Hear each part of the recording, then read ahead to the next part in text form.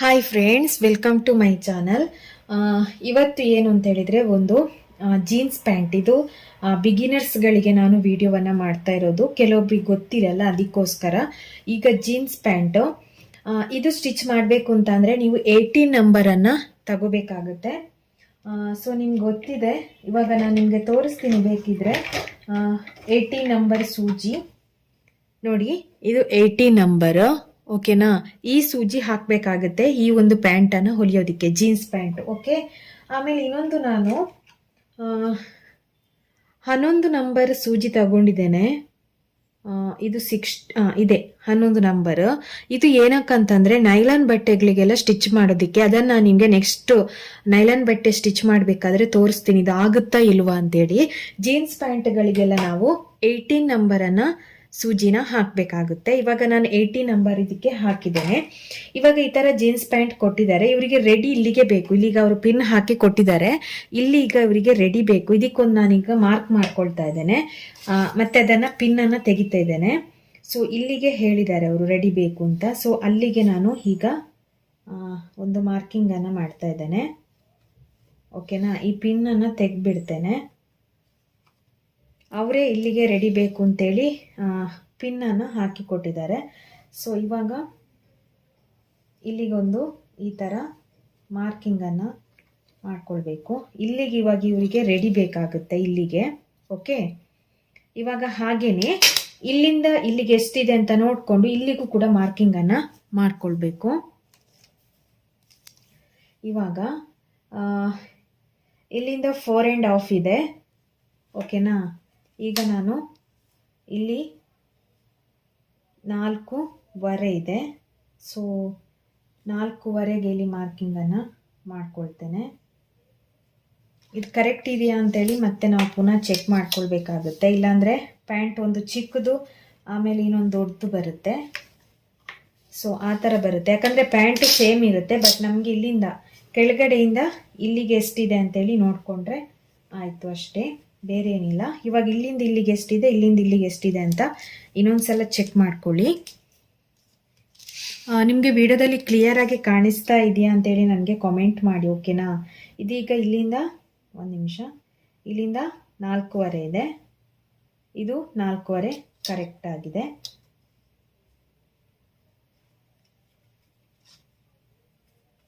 Okay, ಇವಾಗ ಇಲ್ಲಿ ಮಾರ್ಕಿಂಗನ್ನು ಮಾಡ್ಕೊಂಡಿದ್ದೇನೆ. ಈಗ ನಾನು ಇಲ್ಲಿಗೆ ಕಟ್ ಮಾಡ್ಕೊಳ್ಳೋ ಹಾಗಿಲ್ಲ, ಯಾಕಂದರೆ ಇಲ್ಲಿಗೆ ಇವರಿಗೆ ರೆಡಿ ಬೇಕು ಅಂತಿದ್ರೆ. ಈಗ ಸ್ಟಿಚ್ಚಿಂಗಿಗೆ ಏನು ಗೊತ್ತಾ, ಇದೀಗ ಕಟ್ ಮಾಡಿ ಆದ ನಂತರ ನಾವು ಇದನ್ನು ಡಬಲ್ ಫೋಲ್ಡಿಂಗ್ ಮಾಡಿ ಹೊಲಿಬೇಕಂದ್ರೆ ಫಸ್ಟ್ ಒಂದು 1/2 ಇಂಚಿಗೆ ಅಥವಾ 1/4 ಇಂಚು, 1/2 ಇಂಚೆ ತಗೋಬೇಕಾಗುತ್ತೆ. 1/2 ಇಂಚು ಹಿಂಗೆ ತಗೊಂಡು ಮತ್ತೆ ಪುನಃ ಹಿಂಗೆ ಫೋಲ್ಡಿಂಗ್ ಮಾಡಿ ಹೊಲಿಬೇಕಾಗುತ್ತೆ. ಸೊ ಆಲ್ಮೋಸ್ಟ್ 1 ಇಂಚಿಗಿಂತ ಜಾಸ್ತಿ ನಮಗೆ ಬೇಕು. ಓಕೆನಾ? ಈಗ ನಾನು ನಿಮ್ಗೆ ತೋರಿಸ್ತೀನಿ. 1.5 ಇಂಚಾದರೂ ನಮಗೆ ಬೇಕಾಗುತ್ತೆ ಫೋಲ್ಡಿಂಗ್ ಮಾಡಿ ಹೊಲಿಯೋದಕ್ಕೆ.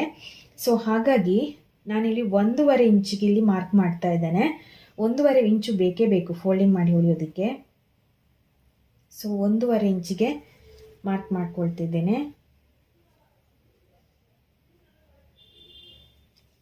ಈಗ 1.5 ಇಂಚಿಗೆ ಏನು ಮಾರ್ಕ್ ಮಾಡ್ಕೊಂಡಿದ್ವಲ್ವಾ, ಅದಕ್ಕೆ ಗೆರೆ ಹಾಕ್ಕೊಂಡು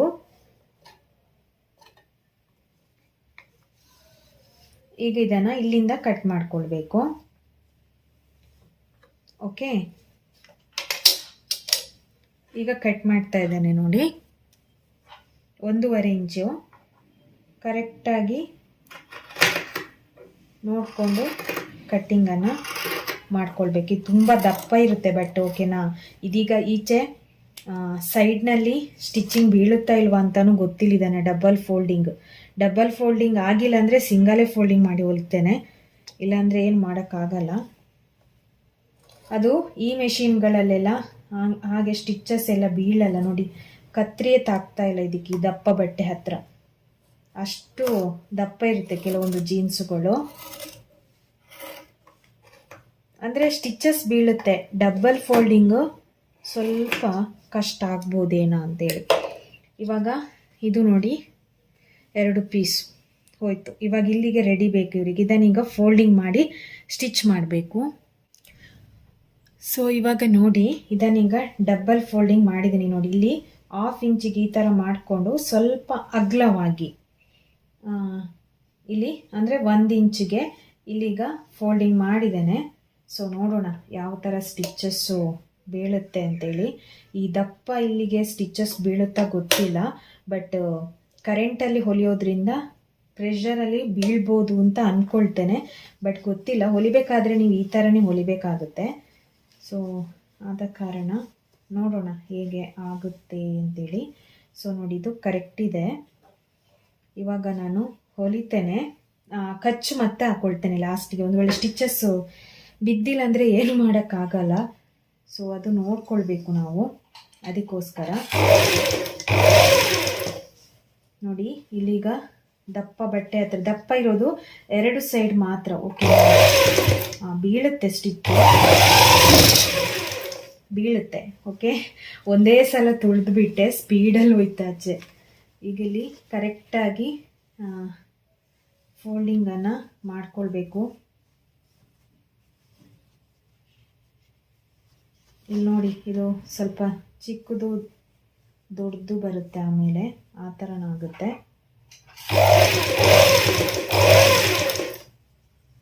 ನೀವು ಕಾಲಲ್ಲಿ ತುಳಿದು ಹೊಲಿಯೋದಿದ್ರೆ ಸ್ಟಿಚಸ್ ಬೀಳೋದು ತುಂಬ ಕಷ್ಟ ಇದೆ. ಓಕೆನಾ, ದಪ್ಪ ಬಟ್ಟೆಗೆ.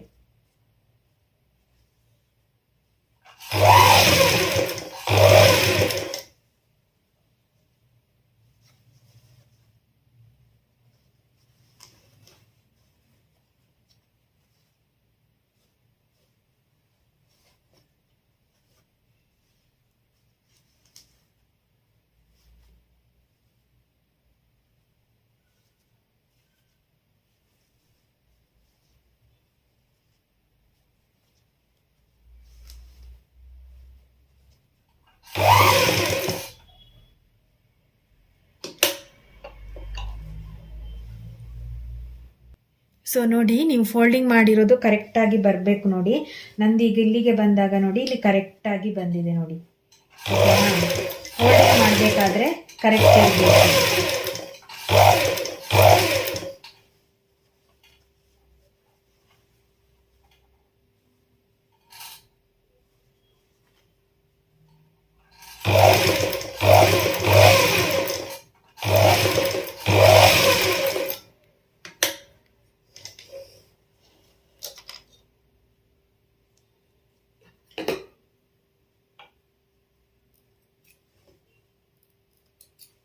ಸೊ ನೋಡಿ,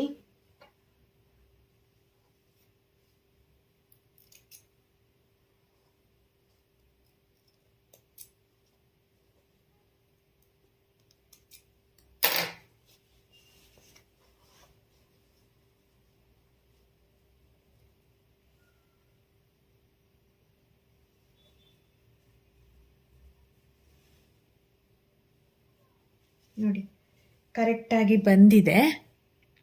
ಓಕೆನಾ, ಏನು ಇದಿಲ್ಲ. ಈಗ ಒಂದು ಸ್ಟಿಚ್ ನಾನು ಮಾಡಿದ್ದೇನೆ, ಇದರಲ್ಲೂ ಒಂದು ಸ್ಟಿಚ್. ಇದು ಏನು ಅಂತಂದರೆ, ಇವರು ಈ ಥರ ಸ್ಟಿಚಿಂಗ್ ಮಾಡ್ತಾರೆ, ಅದು ಹಾಗಾಗಿ ಫಿಟ್ಟಾಗಿ ಇರುತ್ತೆ. ಬಟ್ ಇದು ಯಾವ ಥರ ಗಟ್ಟಿಯಾಗಿ ಬರುತ್ತೆ ಏನಂತ ಗೊತ್ತಿಲ್ಲ. ಇಲ್ಲಿ ಸ್ಟಿಚಸ್ ಮಾಡ್ಬೋದು ಮೇಲ್ಗಡೆನೇ ಬೇಕು ಅಂತಿದ್ರೆ, ಇಲ್ಲಾಂದರೆ ಬೇಡ, ಒಂದೇ ಸ್ಟಿಚ್ಚು ಸಾಕಾಗುತ್ತೆ. ಆ ಥರ ಏನು ಎದ್ದು ಬರಲ್ಲ. ಸೊ ಸಾಕು, ಒಂದೇ ಸ್ಟಿಚ್ಚು. ಡಬಲ್ ಸ್ಟಿಚ್ ಹಾಕಿದರೆ ದಾರ ಎಲ್ಲ ಇಲ್ಲಿ ಕಾಣಿಸುತ್ತೆ ನಮಗೆ. ಸೊ ಅದಕ್ಕೋಸ್ಕರ ಡಬಲ್ ಸ್ಟಿಚ್ ಅಂದರೆ ಅದರ ಮೇಲ್ಗಡೆನೇ ಮಾಡಬೇಕು, ಆವಾಗ ಅಷ್ಟೊಂದೇನು ಗೊತ್ತಾಗಲ್ಲ. ಇಲ್ಲಾಂದರೆ ಗೊತ್ತಾಗುತ್ತೆ. ಇದು ಈ ಪ್ಯಾಂಟಿಗೆ ಬ್ಲ್ಯಾಕ್ ಹಾಕಿರೋದ್ರಿಂದ ಅಷ್ಟೊಂದೇನು ಗೊತ್ತಾಗಲ್ಲ. ಸೊ ಆದ್ದರಿಂದ ಡಬಲ್ ಸ್ಟಿಚ್ ಬೇಕಿದ್ರೂ ನಾವು ಮಾಡ್ಕೋಬೋದು, ಏನು ತೊಂದರೆ ಇಲ್ಲ.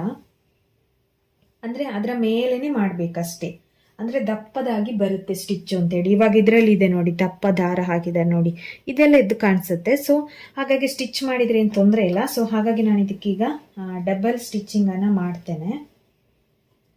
ಇಲ್ಲಾಂದರೆ ಸ್ಟಿಚಸ್ ಎದ್ದು ಬಂದರೆ ಅನ್ನೋ ಕಾರಣಕ್ಕಾಗಿ ಅವರು ಎಷ್ಟು ಅಮೌಂಟ್ ಕೊಡ್ತಾರೆ ನೋಡಿ, ಅದಕ್ಕೆ ಕರೆಕ್ಟಾಗಿ ನಾವು ಸ್ಟಿಚ್ಚಿಂಗನ್ನು ಕೂಡ ಮಾಡಬೇಕಾಗುತ್ತೆ. ಸೊ ಡಬಲ್ ಸ್ಟಿಚಿಂಗ್ ಹಾಕ್ತೇನೆ. ಇದಕ್ಕೆ ನಾನು 30 ರೂಪೀಸ್ ತಗೋತೇನೆ, 2. ಇದಕ್ಕೆ 15, ಇನ್ನೊಂದು ಕಾಲಿದು ಕಟ್ ಮಾಡಿ ಹೊಲ್ದಿರೋದಕ್ಕೆ 15. So 30 rupees. ಸೊ ಕಚ್ಚನ್ನು ಹಾಕ್ಕೊಳ್ಬೇಕು ನಾವು ಆ ಸೈಡು ಈ ಸೈಡು. ಈಗ ಅದರ ಮೇಲೆ ಸ್ಟಿಚಿಂಗನ್ನು ಮೆಲ್ಲ ಸ್ಟಿಚಿಂಗನ್ನು ಮಾಡಿದರೆ ಆಯಿತು.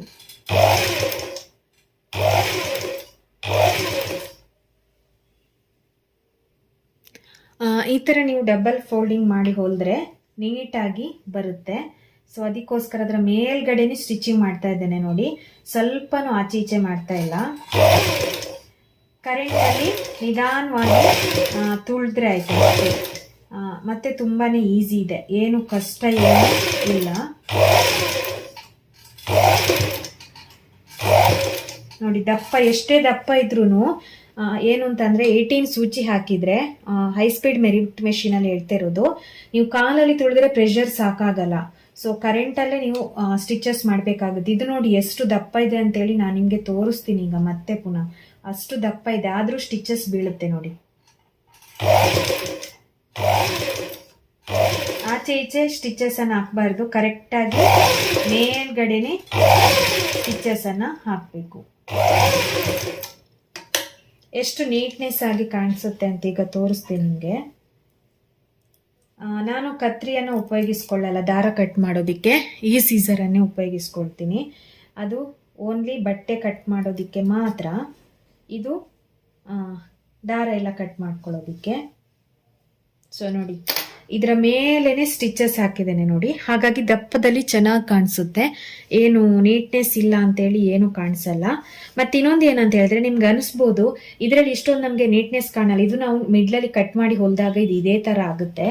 ಈ ಥರ ನಮಗೆ ಇದು ಎಂಡಲ್ಲಿ ಏನು ಗೊತ್ತಾ, ಇದು ತುಂಬ ದಪ್ಪ ಇರುತ್ತೆ ಎಂಡಲ್ಲಿ, ಇದು ದಪ್ಪ ಕಡಿಮೆ ಇರುತ್ತೆ ನಾವು ಕಟ್ ಮಾಡಿದಾಗ, ಆವಾಗ ನಮಗೆ ಅದು ಇದೇ ಥರ ಬರೋದು, ಅದು ಏನು ಮಾಡೋದಿಕ್ಕೂ ಆಗಲ್ಲ. ನೀಟ್ನೆಸ್ ಈ ಥರ ಕರೆಕ್ಟಾಗಿ ನಮಗೆ ಕಾಣುತ್ತೆ. ಮತ್ತು ಇನ್ನೊಂದು ಏನಂತ ಹೇಳಿದರೆ, ಈ ಥರ ನೀವು ಡಬಲ್ ಫೋಲ್ಡಿಂಗ್ ಮಾಡಿ ಹೊಲಿದಾಗ ದಪ್ಪದಾಗಿ ಬರುತ್ತೆ, ನೀಟ್ನೆಸ್ ಅನ್ನುವಂಥದ್ದು ಕರೆಕ್ಟಾಗಿ ಬರುತ್ತೆ. ಅದಕ್ಕೋಸ್ಕರ ಓಕೆನಾ. ಇದೀಗ ಒಂದು ಸೈಡ್ ಆಯಿತು, ಇದಕ್ಕೆ ನಾನು 15 ರೂಪೀಸ್ ತಗೊಳ್ತೇನೆ, ಇನ್ನೊಂದು ಸೈಡಿಗೆ 15 ರೂಪೀಸು, ಟೋಟಲ್ ಈ ಪ್ಯಾಂಟಿಗೆ 30 ರೂಪೀಸನ್ನು ಇದು ಮಾಡ್ತೇನೆ. ಸೊ ನಿಮ್ಗೆ ಇದು ಒಂದು ಅರ್ಥ ಆಯ್ತಲ್ವಾ. ಇನ್ನೊಂದು ಬೇಕಿದ್ರೆ ಇದರಲ್ಲಿ ತೋರಿಸ್ತೀನಿ ಯಾವ ರೀತಿಯಾಗಿ ಫೋಲ್ಡಿಂಗ್ ಅಂತ. ಏನಿಲ್ಲ, ಡಬಲ್ ಫೋಲ್ಡಿಂಗ್ ಮಾಡಿಕೊಂಡ್ರೆ ಆಯಿತು. ಒಂದು ಫಸ್ಟ್ ಫೋಲ್ಡಿಂಗ್ ಮಾಡಿಕೊಂಡಾಗ ಕರೆಕ್ಟಾಗಿ ಒಂದು 1/2 ಇಂಚಿಗೆ ಫೋಲ್ಡ್ ಮಾಡಿಕೊಂಡು ಮತ್ತೆ ಒಂದು ಸ್ವಲ್ಪ ದೊಡ್ಡದಾಗಿ ಫೋಲ್ಡಿಂಗ್ ಮಾಡಿಕೊಂಡ್ರೆ ಆಯಿತು. ಅದು ಎಷ್ಟು ನೀವು ಕರೆಕ್ಟಾಗಿ ನೋಡ್ಕೋಬೇಕು, ಇದೆಷ್ಟು ಫೋಲ್ಡಿಂಗ್ ಮಾಡಿದ್ದೀರಾ ಅದು ಇದು ಸೇಮ್ ಫೋಲ್ಡಿಂಗ್ ಮಾಡಿ ಹೊಲಿಬೇಕು. ಇವಾಗ ಇಲ್ಲಿ ನೋಡಿ, ನಾನು ಮಾರ್ಕಿಂಗ್ ಇಲ್ಲಿ ಮಾಡಿದ್ದೆ, ಸ್ವಲ್ಪ ಮೇಲ್ಗಡೆ ಬಂದಿದೆ, ಅಂದರೆ ಅದು ಫೋಲ್ಡಿಂಗ್ ಇಲ್ಲಿ ಇರುತ್ತೆ, ಬಟ್ ಸ್ಟಿಚಸ್ ಮಾತ್ರ ನಮ್ಮದು ಇಲ್ಲಿ ಇರುತ್ತೆ ಅಷ್ಟೇ. ಓಕೆನಾ. ಇದನ್ನು ಅಷ್ಟೇ ಫೋಲ್ಡಿಂಗ್ ಮಾಡಿ ಇದೇ ಥರ ಹೊಲಿಬೇಕು. ಕೆಲವೊಬ್ರಿಗೆ ಗೊತ್ತಾಗಲ್ಲ ಅನ್ನೋ ಕಾರಣಕ್ಕೆ ನಾನು ಈ ವಿಡಿಯೋ ಮಾಡಿರೋದು. ಈ ಥರ ಪ್ಯಾಂಟ್ಗಳು ಬಂದಾಗ ಕೆಲವ್ರು ಏನು ಮಾಡ್ತಾರೆ, ಇದೇ ಥರ ಒಂದೇ ಇದರಲ್ಲಿ ಹೊಲಿತಾರೆ, ಆವಾಗ ನಿಮ್ಗೆ ಏನಾಗುತ್ತೆ ಗೊತ್ತಾ, ಈ ದಾರಗಳು ಎದ್ದು ಬರೋದು ಅಥವಾ ನೀಟ್ನೆಸ್ ಅನ್ನುವಂಥದ್ದು ಕಾಣಲ್ಲ.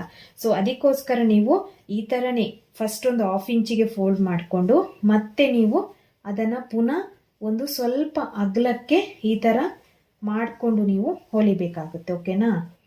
ಇದೀಗ ಕರೆಕ್ಟ್ ಇದೆಯಾ ಇಲ್ವಾ ಅಂತ ಮತ್ತೆ ನಾನು ಚೆಕ್ ಮಾಡ್ಕೊಳ್ತೇನೆ. ಇವಾಗ ಸೆಕೆಂಡ್ ಒನ್ ನೋಡಿ, ಇನ್ನೊಂದು ಪ್ಯಾಂಟ್ ಇದು ನೋಡಿ, ಇದು ಕೂಡ ಕರೆಕ್ಟಾಗಿ ಫಿನಿಶಿಂಗ್ ಬಂದಿದೆ ನೋಡಿ, ಇಲ್ಲಿಗೆ ಕರೆಕ್ಟಾಗಿ ಬರುತ್ತೆ. ನಾವು ಕರೆಕ್ಟಾಗಿ ಫೋಲ್ಡಿಂಗ್ ಮಾಡಿಕೊಂಡ್ರೆ ನಮಗೆ ಕರೆಕ್ಟಾಗಿ ಸ್ಟಿಚ್ಚಿಂಗು ಬರುತ್ತೆ ನೋಡಿ. ಇಲ್ಲಿ ದಪ್ಪ ಇದೆ ನೋಡಿ ಬಟ್ಟೆ.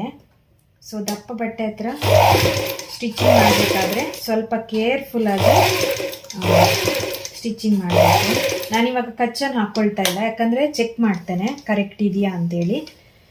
ಏನಾದರೂ ಸ್ವಲ್ಪ ಉದ್ದ ಜಾಸ್ತಿ ಈ ಥರ ಇದೆಯಾ ಅಂತೇಳಿ ಚೆಕ್ ಮಾಡ್ಕೊಳ್ಬೇಕು.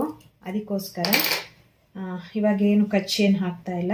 ಮತ್ತು ಇನ್ನೊಂದು ಡಬಲ್ ಸ್ಟಿಚಿಂಗ್ ಮಾಡಬೇಕಲ್ವ, ಅದಕ್ಕೋಸ್ಕರ ಇವಾಗ ಎರಡು ಈ ಥರ ಇಟ್ಕೊಂಡು ಕರೆಕ್ಟಾಗಿ ಈಗ ನಾನು ಚೆಕ್ ಮಾಡ್ಕೊಳ್ತಾ ಇದ್ದೇನೆ ನೋಡಿ. ಇಲ್ಲಿ ಕರೆಕ್ಟಾಗಿ ಮೇಲ್ಗಡೆಗೆ ಕರೆಕ್ಟಾಗಿ ಇಟ್ಕೋಬೇಕು. ಸೊ ಇದು ಕರೆಕ್ಟ್ ಇದೆ ನೋಡಿ, ನೋಡಿ ಕರೆಕ್ಟಾಗಿ ಬಂದಿದೆ. ಈಗ ಇದಕ್ಕೆ ನಾನು ಇನ್ನೊಂದು ಡಬಲ್ ಸ್ಟಿಚಸನ್ನು ಹಾಕ್ತೇನೆ. ಇದಿಷ್ಟೇ ಇರೋದು ಈ ಪ್ಯಾಂಟಲ್ಲಿ ಸ್ಟಿಚಸ್ಸು. ಹಾಗೆಯೇ ಇನ್ನೊಂದು ಪ್ಯಾಂಟ್ ಇದೆ, ಅದು ಕೂಡ ನಾನು ನಿಮಗೆ ಇದರಲ್ಲಿ ಹೇಳ್ತೇನೆ. ಕರೆಂಟ್ ಹೋಯ್ತು ಇವಾಗ, ಸೊ ಹಾಗಾಗಿ ಈಗ ಇನ್ನೊಂದು ಪ್ಯಾಂಟ್ ಕೊಟ್ಟಿದ್ದಾರೆ. ಇದು ಏನು ಅಂತಂದರೆ ಇದು ಇವರಿಗೀಗ ಇಷ್ಟು ಅಗಲ ಇದೆ ಅಲ್ವಾ, ಇದವರಿಗೆ ಲೆಂತ್ ಬೇಕಂತೆ ಪ್ಯಾಂಟು. ಇದೇನಿಲ್ಲ, ಇದು ಸ್ಟಿಚಸ್ಸನ್ನು ಬಿಡಿಸ್ಬೇಕು. ಸ್ಟಿಚಸ್ಸನ್ನು ಬಿಡಿಸ್ಬಿಟ್ಟು ಇದೆಷ್ಟು ಉದ್ದ ಬರುತ್ತೆ ಅದಕ್ಕೆ ಒಂದು ಚಿಕ್ಕದೊಂದು ಫೋಲ್ಡ್ ಮಾಡಿ ಸ್ವಲ್ಪ ದೊಡ್ಡದಾಗಿ ಫೋಲ್ಡಿಂಗ್ ಮಾಡಿ ಹೊಲಿಬೇಕು. ಸ್ವಲ್ಪ ಸಣ್ಣದಾಗಿ ಫೋಲ್ಡಿಂಗ್ ಮಾಡಿ ಅಂತ ಹೇಳಿದ್ರು, ಯಾಕಂದರೆ ಇದು ಸ್ವಲ್ಪ ಲೆಂತಿ ಬೇಕು ಅಂತ ಹೇಳಿದ್ರು. ಸೊ ಇದಕ್ಕೂ ನಾನು 30 ರೂಪೀಸೇ ತಗೊಳ್ಳೋದು. ಬಟ್ ಇಲ್ಲಿ ಏನು ಅಂತ ಹೇಳಿದ್ದಾರೆ ಅಂದರೆ ಈ ಸೊಂಟದ ಹತ್ರ ಇದು ಫುಲ್ಲು ಟೈಟ್ ಇದೆ ಅಂತೆ, ಲೂಸ್ ಬೇಕು. ಅದಕ್ಕೋಸ್ಕರ ಸ್ಟಿಚಸ್ಸನ್ನು ಬಿಡಿಸ್ಬಿಟ್ಟು ಏನಾದರೂ ಮಾಡೋಕ್ಕಾಗುತ್ತಾ ಅಂತ ನನಗಿದು ಗೊತ್ತಿಲ್ಲ. ಇದರಲ್ಲಿ ನನಗೆ ಗೊತ್ತಾಗ್ತೂ ಇಲ್ಲ. ಅಂದರೆ ಇವಾಗ ಫಿಟ್ಟಿಂಗ್ ಮಾಡಬೇಕು ಅಂತ ಅಂದರೆ ನಮಗೆ ಮಾಡ್ಬೋದು, ಇಲ್ಲೆಲ್ಲ ಈ ಥರ ಹಿಡಿದ್ಬಿಟ್ಟು ಸ್ವಲ್ಪ ಫಿಟ್ಟಿಂಗ್ ಮಾಡ್ಬೋದು. ಅದು ನಾನು ಮಾಡಿದ್ದೆ ಒಬ್ರದ್ದು, ಆ ಥರ ಫಿಟ್ಟಿಂಗ್ ಮಾಡಿದ್ದೆ ನಾನು. ಸೊ ಇದರಲ್ಲಿ ನನಗೆ ಇದನ್ನು ಬಿಡಿಸ್ಬಿಟ್ಟು ಯಾವ ಥರ ಮಾಡೋದು ಅಂತ ಗೊತ್ತಾಗ್ತಿಲ್ಲ. ಕೈ ಹಾಕಕ್ಕೆ ಹೋದ್ರೆ ಇದು ತುಂಬಾ ಕೆಲಸ ಇದೆ ಇದರಲ್ಲಿ. ಸೊ ಅದಕ್ಕೋಸ್ಕರ ನಾನು ಇದಾಗಲ್ಲ ಅಂತ ಅವ್ರಿಗೆ ಹೇಳ್ತೇನೆ ನಾನು. ಯಾಕಂದರೆ ಇದನ್ನು ಈಗ ಲೂಸ್ ಮಾಡಬೇಕು ಅಂತಂದರೆ ಏನು ಮಾಡೋದು ಅಂತಲೇ ಗೊತ್ತಾಗ್ತಾ ಇಲ್ಲ. ಓಕೆನಾ, ಇದು ಅಲ್ಲಲ್ಲಿ ಸ್ಟಿಚಸ್ ಇದೆ. ಮತ್ತು ಇನ್ನೊಂದು ಏನಂತಂದರೆ ಇದನ್ನು ಎಲ್ಲಿ ಏನು ಮಾಡಬೇಕು ಅಂತಲೇ ನಂಗೆ ತಲೆಗೆ ಹೋಗ್ತಾ ಇಲ್ಲ. ಎಲ್ಲೂ ಆ ಥರದ್ದು ಇದನ್ನು ಲೂಸ್ ಮಾಡುವಂಥದ್ದು ಎಲ್ಲೂ ಕೂಡ ಇದರಲ್ಲಿ ಇಲ್ಲ. ಓಕೆ, ಇದು ಒಂಥರ ಬೇರೆ ಪ್ಯಾಂಟ್ ಇದೆ. ಕೆಲವೊಂದರಲ್ಲಿ ಇರುತ್ತೆ, ಕೆಲವೊಂದರಲ್ಲಿ ಇರಲ್ಲ ಅನಿಸುತ್ತೆ. ಬಟ್ ನಂಗೆ ಗೊತ್ತಿಲ್ಲ, ಈ ಥರದ್ದು ನಾನು ಮಾಡಿಲ್ಲ. ಈಗ ಕರೆಂಟ್ ಬಂತು ನೋಡಿ. ಸೊ ಹಾಗಾಗಿ ಇದನ್ನು ಏನು ಮಾಡೋದು ಅಂತಲೇ ಗೊತ್ತಾಗ್ತಾ ಇಲ್ಲ ನನಗೆ, ತಲೆಗೇ ಹೋಗ್ತಾ ಇಲ್ಲ. ಇದು ಎಲ್ಲಿ ಸ್ಟಿಚಸ್ ಬಿಡಿಸ್ಬೇಕು ಅಂತಲೇ ನಂಗೆ ಗೊತ್ತಾಗ್ತಾ ಇಲ್ಲ, ಇದನ್ನು ಹೇಗೆ ಲೂಸ್ ಮಾಡೋದು ಅಂತೇಳಿ. ಈ ಸ್ಟಿಚಸ್ ಬಿಡಿಸಿದ್ರೆ ಅದು ಲೂಸ್ ಅಂತೂ ಖಂಡಿತವಾಗ್ಲೂ ಆಗಲ್ಲ. ಸ್ಟಿಚಸ್ ಬಿಡಿಸಿದ ಮೇಲೆ ಸ್ಟಿಚಸ್ ಹಾಕಲೇಬೇಕು. ಸೊ ಇದನ್ನು ಯಾವ ರೀತಿಯಾಗಿ ಮಾಡೋದು ಅಂತಲೇ ಗೊತ್ತಾಗ್ತಾ ಇಲ್ಲ. ಸೊ ಇದು ಬೇಡ ಅಂತ ಅನಿಸುತ್ತೆ, ಇದು ಹಾಗೆ ಬಿಟ್ಬಿಡ್ತೀನಿ, ಆಗಲ್ಲ ಅಂತ ಹೇಳ್ತೀನಿ. ಫುಲ್ ಫಿಟ್ ಇದೆ ಅಂತ ಅಂದರು. ಸೊ ಎಲ್ಲಿ ಬಿಡಿಸೋದು ಅಂತಲೇ ಐಡಿಯಾನೇ ಬರ್ತಾ ಇಲ್ಲ ನನಗೆ, ಆಯಿತಾ. ಎಲ್ಲಿ ಇದನ್ನು ಇದು ಮಾಡಬೇಕು ಅಂತಾನೆ, ಮತ್ತು ಅದು ಹೋದರೆ ತುಂಬ ಕೆಲಸ ಇದೆ ಅನಿಸುತ್ತೆ. ಇದನ್ನು ಲೂಸ್ ಮಾಡೋದು ಹೇಗೆ? ಎಲ್ಲೂ ಕೂಡ ಫೋಲ್ಡಿಂಗ್ ಮಾಡಿ ಹೊಲ್ದಿಲ್ಲ. ಅಂದರೆ ಒಂದು ಸ್ವಲ್ಪ ಫೋಲ್ಡಿಂಗ್ ಮಾಡಿ ಹೊಲ್ದಿದ್ರೆ ಆ ಸ್ಟಿಚಸನ್ನು ಬಿಡಿಸ್ಬಿಟ್ಟು ಸ್ಟ್ರೈಟಾಗಿ ನಮಗೆ ಸ್ಟಿಚಸನ್ನು ಮಾಡ್ಬೋದು. ಇದು ಫುಲ್ಲು ಸ್ಟ್ರೈಟ್ ಆಗಿದೆ, ಬೇರೆ ಎಲ್ಲೂ ಇಲ್ಲ. ಇದೊಂದು ಮಾತ್ರ ಇದು ಬಿಡಿ, ಇದು ಬೆಲ್ಟಿಗೆ ನಾವು ಹಾಕೋದು. ಇಲ್ಲಿ ನೋಡಿ, ಇದು ಕರೆಕ್ಟಾಗಿ ಸ್ಟ್ರೈಟಾಗೇ ಇದೆ ನೋಡಿ. ಇದನ್ನು ಬಿಚ್ಚಿಬಿಟ್ಟು ಹೇಗೆ ಇದನ್ನು ಲೂಸ್ ಮಾಡೋದಲ್ವಾ? ಏನಾದರೂ ಫೋಲ್ಡಿಂಗ್ ಬಟ್ಟೆ ಎಕ್ಸ್ಟ್ರಾ ಇದ್ದರೆ ಇದು ಮಾಡ್ಬೋದು, ಇಲ್ಲಾಂದರೆ ನಮಗೆ ಏನು ಮಾಡೋಕ್ಕಾಗಲ್ಲ. ಸೊ ಇದನ್ನು ಆಗಲ್ಲ ಅಂತ ಹೇಳ್ತೀನಿ. ಇದು ಆ ಥರ ಹೊಲಿಯೋಕ್ಕೂ ಆಗಲ್ಲ. ಇದನ್ನು ಹೆಂಗೆ ಹೊಲಿಯೋದು ಅಂತೇಳಿ ಏನಾದರೂ ಐಡಿಯಾ ಹೇಳಿದರೆ ಅವರು ಮತ್ತೆ ನೋಡೋಣ, ಸ್ಟಿಚ್ ಮಾಡೋಣ. ಸೊ ಫಸ್ಟ್ ಇದನ್ನು ಸ್ಟಿಚ್ಚನ್ನು ರಿಮೂವ್ ಮಾಡ್ತೀನಿ. ಸ್ಟಿಚ್ಚನ್ನು ರಿಮೂವ್ ಮಾಡಿಬಿಟ್ಟು ಮತ್ತೆ ಫೋಲ್ಡಿಂಗ್ ಮಾಡಿ ಹೊಲಿಯೋದಿದು. ಸೊ ಇವಾಗ ನೋಡಿ, ಸ್ಟಿಚ್ಚಿಂಗನ್ನು ರಿಮೂವ್ ಮಾಡಿದೆ, ಓವರ್ಲಾಕ್ ಏನೋ ಮಾಡಿದ್ರೆ ಅಷ್ಟೇ. ಇವಾಗ ಇದು ಆಲ್ರೆಡಿ ಒಂದು ಸ್ಟಿಚಸ್ ಇದೆ, ಓಕೆನಾ. ಆಲ್ರೆಡಿ ಒಂದಿದ್ರಲ್ಲಿ ಸ್ಟಿಚಸ್ ಇದೆ. ಇದು ಬಿಡಿಸಿದೆ ನೋಡಿ, ಇಲ್ಲಿಗೆ ಇರ್ತಾ ಇತ್ತಿಲ್ಲ ಅಂದರೆ ನೋಡಿ, ಫೋಲ್ಡಿಂಗು ಹಿಂಗೆ ಬರ್ತಾ ಇತ್ತು. ಸೊ ಇವಾಗ ಈ ಥರ ಆಗಿದೆ. ಇದು ನಾನು ಆಲ್ರೆಡಿ ಇದರಲ್ಲಿ ಒಂದು ಫೋಲ್ಡಿಂಗ್ ಇರೋದ್ರಿಂದ, ಅಂದರೆ ಅಲ್ಲಿ ಸ್ಟಿಚಸ್ ಇತ್ತು, ಅದಕ್ಕೆ ಮತ್ತೆ ರಿಮೂವ್ ಮಾಡೋಕ್ಕೆ ಹೋಗಿಲ್ಲ. ಇವಾಗ ಇಷ್ಟಿದೆ ಅಲ್ವಾ, ಇದೀಗ ಇಲ್ಲಿಗೆ ಹಿಂಗಿತ್ತು. ಸೊ ಸಣ್ಣದಾಗಿ ಫೋಲ್ಡಿಂಗ್ ಮಾಡೋಕ್ಕೆ ಹೇಳಿದ್ದಾರೆ. ಸೊ ಅಲ್ಲಿಗೆ ನಾನು ಇಷ್ಟು ಚಿಕ್ಕದಾಗಿ ಫೋಲ್ಡಿಂಗ್ ಮಾಡಿ ಹೊಲಿತಾ ಇದ್ದೇನೆ ನೋಡಿ. ಸಣ್ಣದಾಗಿ ಮಾಡಿ ಅಂತ ಹೇಳಿದರು. ಇವಾಗ ಇದರ ಸ್ಟಿಚಸ್ ಮೇಲೇ ಇಲ್ಲಿಗ ಫೋಲ್ಡಿಂಗ್ ಮಾಡಿ ಹೊಲಿತಾ ಇದ್ದೇನೆ. ಯಾಕಂದರೆ ಇದು ಆಲ್ರೆಡಿ ಫೋಲ್ಡ್ ಇರೋದ್ರಿಂದ ನೀಟ್ನೆಸ್ ಇರುತ್ತೆ, ಓಕೆನಾ. ಫೋಲ್ಡಿಂಗ್ ಮಾಡಿ ಅಂದರೆ ಒಳಗಡೆ ಇದೆ ಅದ್ರ ಬಟ್ಟೆ, ಓಕೆ. ಅದಕ್ಕೋಸ್ಕರ ಇದು ಒಂದು ಸ್ಟಿಚಸ್ ಮಾತ್ರ ನಾನು ಹೀಗೆ ಒಂದೇ ಫೋಲ್ಡಿಂಗ್ ಮಾಡ್ತಾ ಇದ್ದೇನೆ. ಸೊ ಸಣ್ಣದಾಗಿ ಫೋಲ್ಡಿಂಗ್ ಮಾಡೋಕ್ಕೆ ಹೇಳ್ತಾರೆ, ಅದಕ್ಕೋಸ್ಕರ. ಇವಾಗ ಕಚ್ ಹಾಕೊಳ್ತಾ ಇಲ್ಲ, ಎಂಡಿಗೆ ಕಚ್ ಹಾಕೊಳ್ತೀನಿ ಆಮೇಲೆ ಬರ್ತಾ. ಸೊ ಇವಾಗ ನೀವು ಸ್ಟಿಚಸನ್ನು ಮಾಡ್ಕೊಳ್ಳಿ. ಆದಷ್ಟು ಎಡ್ಜಿಗೆ ಸ್ಟಿಚಸ್ ಮಾಡಬೇಕು, ಸ್ವಲ್ಪನೂ ಇದು ಬಿಡಬಾರ್ದು. ಸೊ ಕರೆಕ್ಟಾಗಿ ನೋಡಿಕೊಂಡು ಫೋಲ್ಡಿಂಗ್ ಮಾಡಿಕೊಂಡು ಸ್ಟಿಚಸನ್ನು ಮಾಡಬೇಕು ನೋಡಿ. ಇಲ್ಲಿ ಸ್ವಲ್ಪ ದಪ್ಪ ಇರೋದ್ರಿಂದ ನೋಡಿ ಆ ಥರ ಆಗುತ್ತೆ. ಕರೆಕ್ಟಾಗಿ ಫೋಲ್ಡ್ ಮಾಡಿದರೆ ಕರೆಕ್ಟ್ ಎಂಡಿಗೆ ಆಗುತ್ತೆ. ಸೊ ಇದಕ್ಕೂ ನಾನು 18 ಸೂಜಿ ಹಾಕಿರೋದು. ಇದು ಜೀನ್ಸ್ ಏನಲ್ಲ, ಬಟ್ ದಪ್ಪ ಇರುತ್ತೆ ಬಟ್ಟೆ. ಸೊ ಇದೆಲ್ಲ ನಾನು ಕರೆಂಟಲ್ಲೇ ಹೊಲಿಯೋದು ನೋಡಿ. ಕರೆಕ್ಟಾಗಿ ಫೋಲ್ಡಿಂಗ್ ಮಾಡಿಕೊಂಡ್ರೆ ಎಂಡಿಗೆ ಬರಬೇಕಾದ್ರೆ ಕರೆಕ್ಟ್ ಆಗುತ್ತೆ.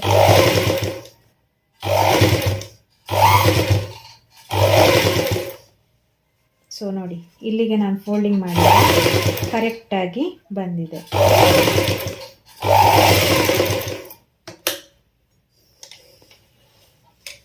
ಸೊ ಇದಕ್ಕೂ 30 ರೂಪೀಸ್ ಹೇಳ್ತೇನೆ. ಏನಾದರೂ ಮೇಲ್ಗಡೆಗೆ ಐಡಿಯಾ ಸಿಕ್ಕರೆ ಹೊಲಿದ್ರೆ ಅದು ಎಕ್ಸ್ಟ್ರಾ.